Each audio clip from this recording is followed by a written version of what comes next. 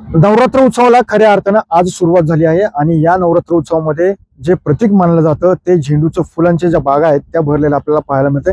मी सध्या आलो आहोत पुण्यातील खेड तालुक्यातील या झेंडूच्या शेतामध्ये, लेकिन पाहतोय कशा प्रकारे सध्या झेंडूची फुलं आहेत ती खरं तर शेतामध्ये भरलेली आपल्याला पाहायला मिळते। मात्र मागील काळामध्ये काही दिवसापूर्वी पडलेल्या पावसामुळे अनेक ठिकाणी जी पद्धतीने झेंडूची फुलं होती ती फुलं खराब झालेली पाहायला मिळते। त्यामुळे शेतकरी राजाला मोठा नाहक फटका सुद्धा या ठिकाणी बसलेला आपल्याला पाहायला मिळतो। मात्र काही ठिकाणी ज्या भागामध्ये मोठ्या प्रमाणामध्ये पाऊस पडला नाही त्या ठिकाणी मात्र जी शेतामध्ये असलेली झेंडूची फुलं आहेत ती फुलं खरं तर भरलेली आपल्याला पाहायला मिळते। कारण की ज्या पद्धतीने पाहतो की नवरात्र उत्सवामध्ये देवी दुर्गेला झेंडूची फुलं वाहण्याची मोठी परंपरा आहे आणि झेंडूचा पिवळा व केशरी रंग हे ऊर्जेचं आणि शक्तीचं आणि समृद्धीचं प्रतीक मानलं जातं।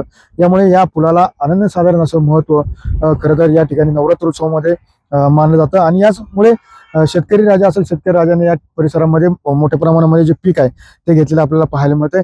एकंदरीत नवरात्रोत्सव सुरू आहे, दसऱ्याला सुद्धा खरं तर जे झेंडूची फुलं आहेत ती फुलाचं तोरण वाहण्याची प्रथा आहे आणि याचमुळे उत्तर पुणे जिल्ह्यामध्ये शेतकऱ्यांनी मोठ्या प्रमाणामध्ये जी झेंडूची फुलाची शेती आहे ते केलेले पाहायला मिळते आणि याचमुळे या परिसरामध्ये असलेली झेंडूची फुलं आहेत ती भरलेली आपल्याला ठिकाणी दिसून येत आहे।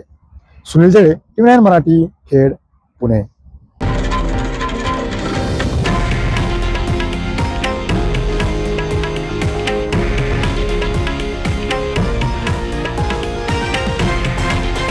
हे आहे देशातील नंबर 1 न्यूज नेटवर्क आणि आपण पाहत आहात टीव्ही 9 मराठी, एकमेव।